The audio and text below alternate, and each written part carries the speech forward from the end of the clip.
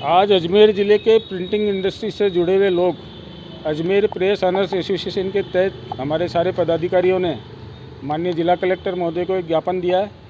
और मैं ये कहना चाहूँगा कि आज से लगभग 50 वर्ष पहले अजमेर में मुद्रण उद्योग की स्थिति इतनी मजबूत थी, पूरे ज़िले में 1000 से ज़्यादा मुद्रणालय थे। अगर अजमेर शिक्षा का केंद्र बना, शिक्षा की नगरी बना, तो उसकी पृष्ठभूमि के अंदर भी बहुत बड़ी भूमिका अजमेर के मुद्रणालय की थी, प्रिंटिंग प्रेस की थी। लेकिन धीरे धीरे यहाँ से माध्यमिक शिक्षा बोर्ड का काम बाहर चल गया।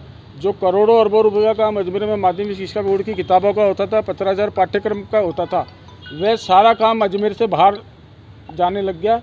पाठ्य पुस्तक मंडल जयपुर को दे दिया, जो कक्षा 1 से 8वीं तक की किताब छापता है। जबकि वास्तविकता यह कि 9वीं 10वीं 11वीं 12वीं की किताबें माध्यमिक शिक्षा बोर्ड अजमेर, उनका पाठ्यक्रम आज भी बोर्ड लिखवा रहा है, रिव्यू बोर्ड करवा रहा है। बोर्ड के पास पर्याप्त भंडारण की व्यवस्था है, प्रशासनिक सक्षम अधिकारी है, पूरी प्रकाशन शाखा है।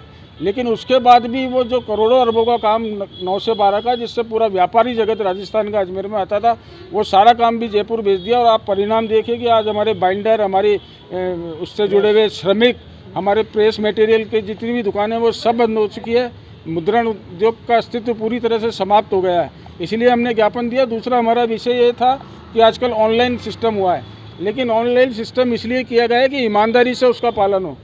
ऑनलाइन सिस्टम में भी धोखाधड़ी, उसके अंदर फर्जी कागजातों के आधार पर ऑनलाइन सिस्टम में जिनके पास न कोई प्रिंटिंग प्रेस है, न जिन्होंने कोई करोड़ों का इन्वेस्टमेंट किया है, ऐसे लोगों को प्राथमिकता नहीं मिले, जो फर्जी कागजात के आधार पर प्रिंटिंग का यहाँ से काम ले जाते हैं, यहाँ के व्यवसाय को नुकसान पहुँचाते हैं। और जिस प्रकार से ये जो गतिविधियाँ चल रही है अजमेर के अंदर, जिस प्रकार से बिचौलिया वर्ग बहुत बड़ी तादाद में अजमेर में आया है, तो इससे भी चूँकि हमारा तो नुकसान हो ही रहा है, लेकिन प्रशासन का नुकसान ये हो रहा है कि जो प्रशासन के बेहद गोपनीय पत्रक होते हैं, जिनको कड़ी सुरक्षा में छापा जाता है।